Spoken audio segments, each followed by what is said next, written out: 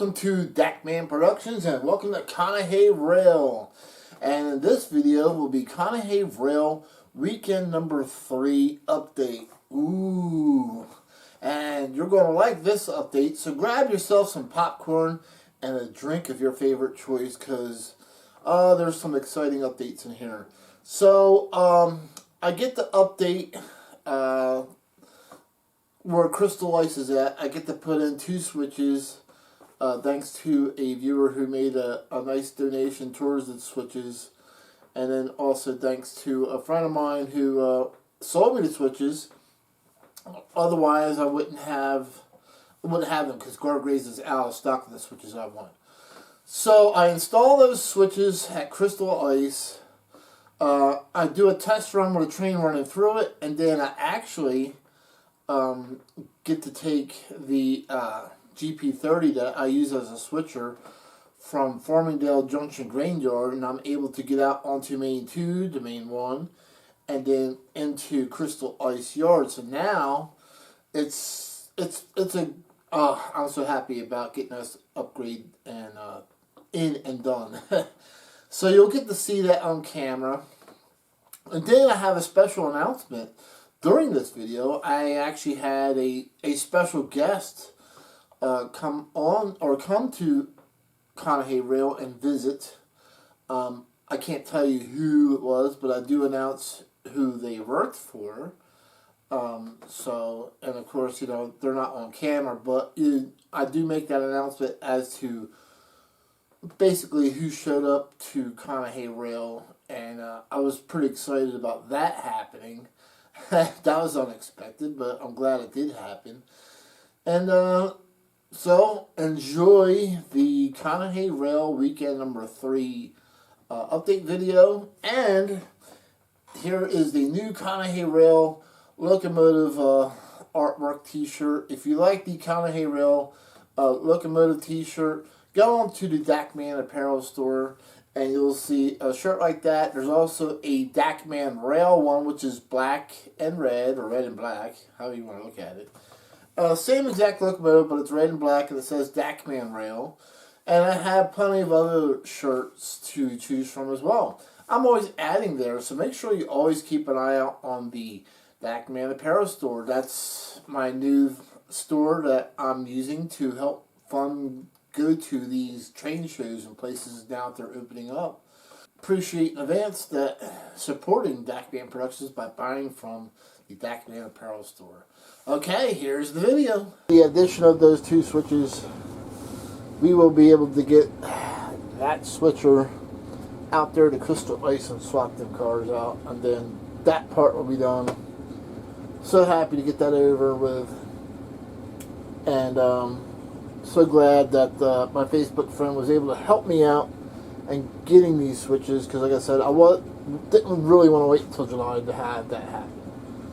Alright, so we'll get to work on that. So once again, I'm going to include everybody into my thought process of doing this. Now, Gargraze track is, you know, for somebody who's advanced in the hobby, somebody who's not afraid of using tools, using cut-off wheels and Dremels and measuring, and you know, you just got to make sure everything's in the right spot, because Gargraze does not have, you know, a lot of sectional track to choose from. You know, they sell like a 37-inch long piece.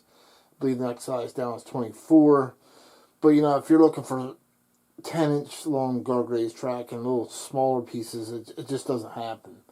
So anytime you want to do something or add something on to your layout using Gargraze, you got to custom cut and fit. Pretty much like what a real railroad would do. They would cut the rail to put in a switch. And that's basically what we're doing here.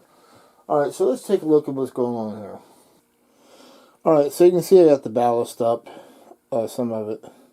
And I got track out. And I'm laying the switches on top of where the best fit would be as far as alignment. Because you got to align track, or you have to align main line number 1 and main line number 2 as best as you can, or as perfect as possible. too far up, and you'll have kinks and bends in the track too far back. You know, it may not line up, whatever have you. So it's got to be in a perfect location. So I think I found the perfect location as far as the track. So with that being said, what I'm going to do is I'm going to mark out where the switches are at so I don't lose my spot. Alright, so you can see I've used a bright green tape. This is a duct tape. They come in colors. I picked green. They got purple. They got all kinds of bright colors. Pink, yellow, whatever color you want. Duct tape isn't just silver anymore. But anyway, where the tape is at is where I have to make my cuts. And into the rail between mainline 1 and mainline 2. And then of course looks like I have a little bit of realignment to do as far as the track. But I think I'll be okay. So I'm going to get started, and I'm going to do the inside main first and get that finished up, and then go to the outside main, slice that in, and then hopefully we're good. Alright, let's continue on. Alright, so we're back. We have our 2 switches cut in, all wired up. And sorry I couldn't keep you guys more up to date stage by stage as I was doing this like the last video, but I'm under a little timeline here. But at any rate, for those of you who wondered or was wondering what it's like to work for a railroad, do yourself a favor before you even consider getting hired by one. Build yourself a high rail layout with either Gargraves track or Ross track or Atlas track with switches in there, and I guarantee you'll find out what it's like to work for a railroad. It's almost like real work. I mean, I literally had to cut these switches into the main line, just like a track gang would, you know. Instead of using a chop saw, I use a Dremel tool or a cutoff tool. Instead of using a welder, well, I'm using a soldering iron. Instead of using spikes, I'm using screws.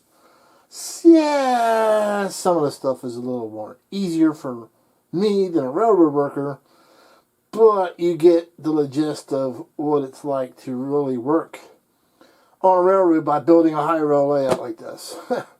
So the reason why I'm saying all this, and not to mention the timeline, you just can't take forever to put a switch in. You're under the gun to get it done in a hurry, because if you're holding up a main line, you're under a timeline. They want that main line up by this time. We want that switch in, because the trains aren't going to start to roll, because now they can't make any money or revenue. So on top of all that, you have a timeline, which I did here as well, because I can't say no to a live show. So somebody had asked me if I would come on to a live show and run a couple trains. That was after I had ripped all this out. I said yes. I should have it done. Well, that was at 10 o'clock. That person asked me that. You want to know what time it is now? It's 4 o'clock, and I still don't have this ballasted.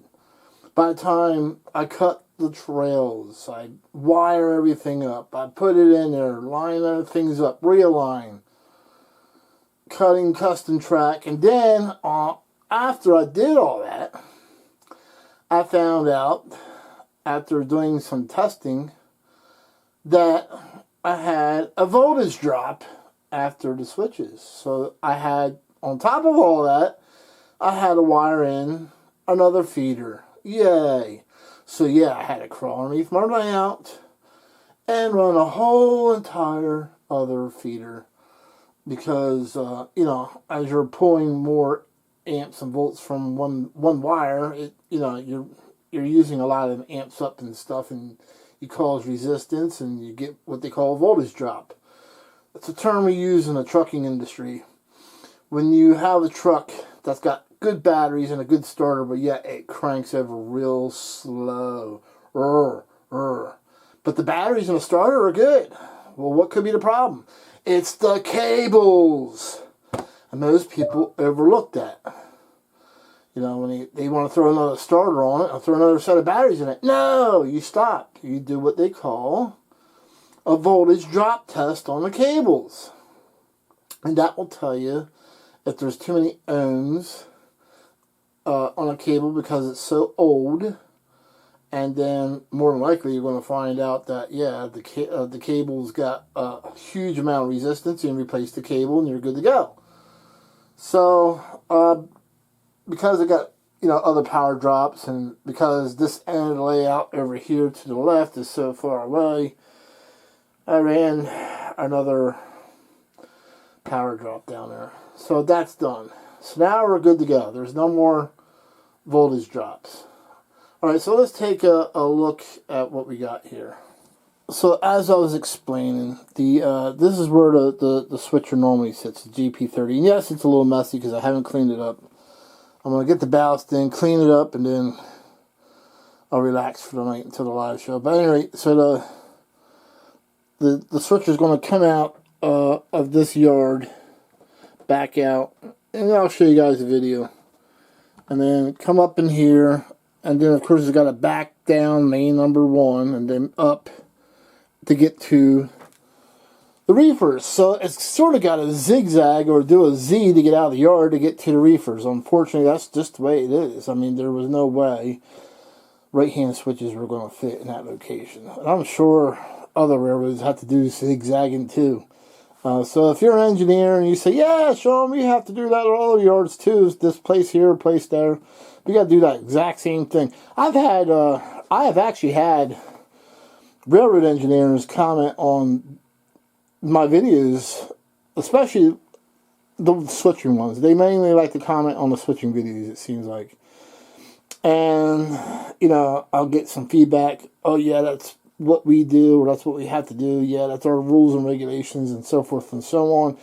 Our yard is just like that over here, or we do the same thing. So I appreciate the locomotive engineers, the real ones who actually comment on my videos, because I do have high respect for them, and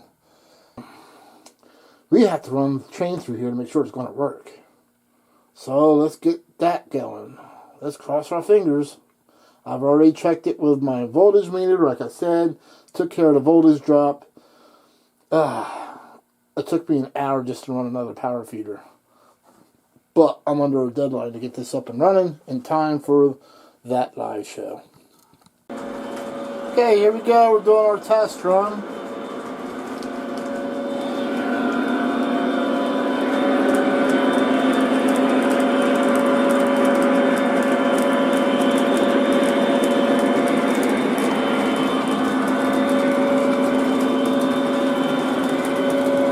We're pointing our camera to our new area that we just did.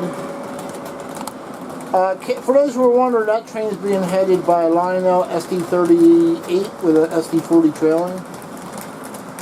Or the other way around. But there's an SD38 and an SD40. And let me see here. The SD40 is leaving. So, okay, let's see how we make out in our yard area here with our new switches.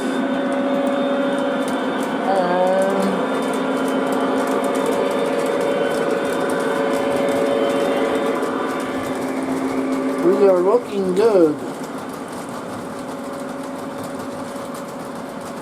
So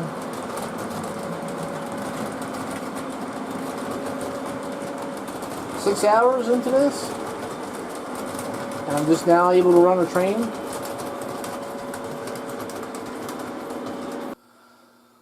Hello everybody, so we're back. I actually ended up running Conahey Traditional Rail for the live show, even though I did complete this in time. So I made a last minute decision to run the traditional layout instead, which gives me a little time to actually fine tune this and find problems. But I got exciting news for everybody. You're never going to believe this in a million years. maybe even bazillion, if that's even a real word. But I actually had an ex-CSX conductor visit Conahey Rail. He worked for CSX for almost 7 years and decided to find a different job opportunity. But he did work for the railroad, and he was a conductor for CSX for 7 years. And I was so excited to have somebody like that to actually look at Conahey Rail. And he was totally amazed. I got to tell you, he was amazed. And he just could not believe how the track work was. And he said it was pretty realistic. And I did ask him, I said, hey, do real railroads, I just put these switches in over here at Crystal Ice. And I asked him, I says, look, did real railroads put in a Z-style switch to get out onto the main like this? And he said, absolutely. He says there was one actual setup like this where he had to get into a rail yard from the main line. So he says that is prototypical. And he gave me some pointers on operations, things that I didn't even know. So let's take look at one thing real quick of what he pointed out. So, CSX has a rule when you have crossover switches like this. So, the rule is when you have a crossover, any kind of crossover, the switches must remain in the same direction at all times.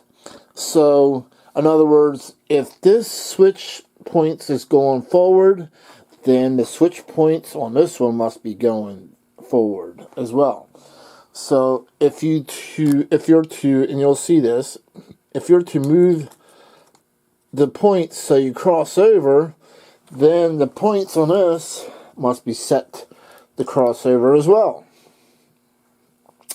Once the train is through, you either have to leave it crossover, or if you put one back to being straight again, then you have to go back, walk back, and then put that straight again. That is a mandatory rule. So, that's cool to know. He gave me some other tips, and I was kind of excited to have him here. He was excited to be here. He did look at the guardrail switches, and he took a close look because he's building his own layout, and he's like, wow, now that I've seen these in person, he says, I don't find a real problem with them. He says they actually look good. I'm like, yeah, absolutely. I said, I don't understand why they get such a bad reputation. I said, I mean, I know I'm not a club and I don't have a lot of rail traffic. Maybe it's, when you get a lot of rail traffic and you put a lot of trains through here, there might be, they might wear out fast. I don't know, but, these are L100 switches, I told him. And I said, I've had good luck. I said, stay away from the smaller stuff, anything under 072, and you should be fine. But he did like the looks and, seeing the guardrail switches up close and personal. He was, really interested in buying these, because the Ross is twice as much as this, and they are an excellent switch, but they're just really expensive. Alright, so with that being said, I'll put our camera here. I was so excited to announce that news too. We're going to go ahead and test the switcher. We're going to go ahead and take that GP30, and we're going to grab those two reefers out of that yard. I've been waiting for this. And before I do this, I would like to thank, first of all, the person who donated money to Dakman Productions to make this happen. Thank you very much for donating the money that made it possible for me to buy those switches. Next, I would like to thank Brian Cox shout out to him for selling me these switches, because otherwise I would not have these until July. He had a couple of switches he's selling from his layout because he went HO. But otherwise, Guardrays, then we're not going to have O100 manual switches until June, July-ish. So, yes, I was able to get this done. So, without further ado, let's have some fun. Alright, so we have power to the track. Let me pre-check and pre-select my switches. Now, when you guys see my regular videos, I edit my videos in a way it makes it look like that every switch I have is operated by remote. It is absolutely not. I have to throw all my switches manually. And I asked the CSX, or the ex-CSX employee, I says, do you normally see, remote switches? He goes, no, you would not see a remote switch in a yard. He says they're all manual. He said you would not see a remote switch until you get out and onto the main line, quite some far out there. He said, but for the most part, in a yard, they're all manual. So that was kind of cool to know that, at least something is, most of the stuff's pretty typical in here. So I'm going to line up my switches here. I'm going to pre-select these and make sure everything else is pre-selected. Okay. So let's start up old number GP302180 here. And we'll see engine 80. There we go.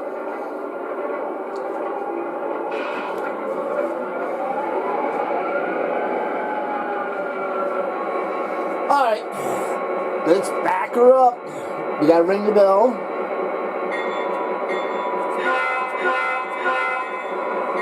There we go.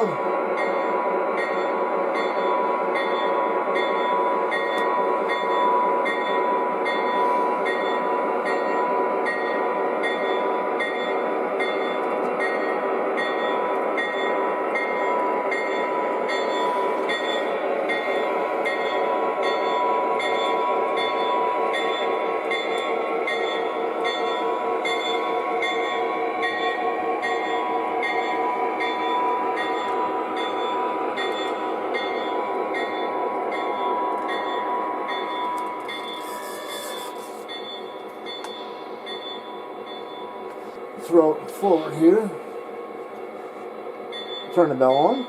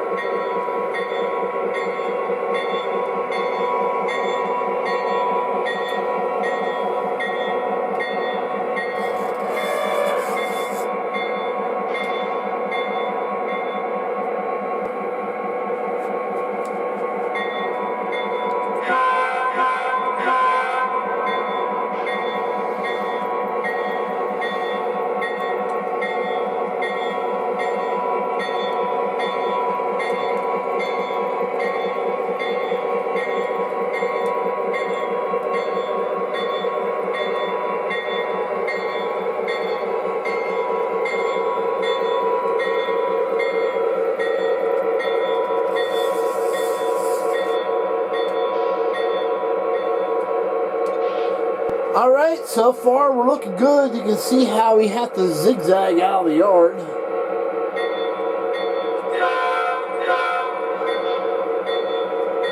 So now we're on main number 1.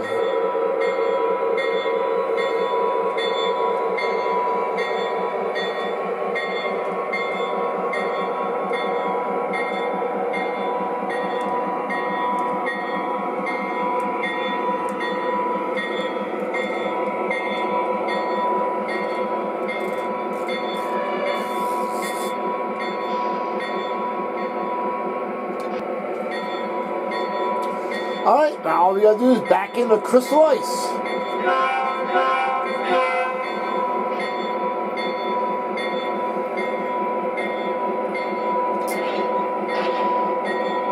Making sure the coupler's open.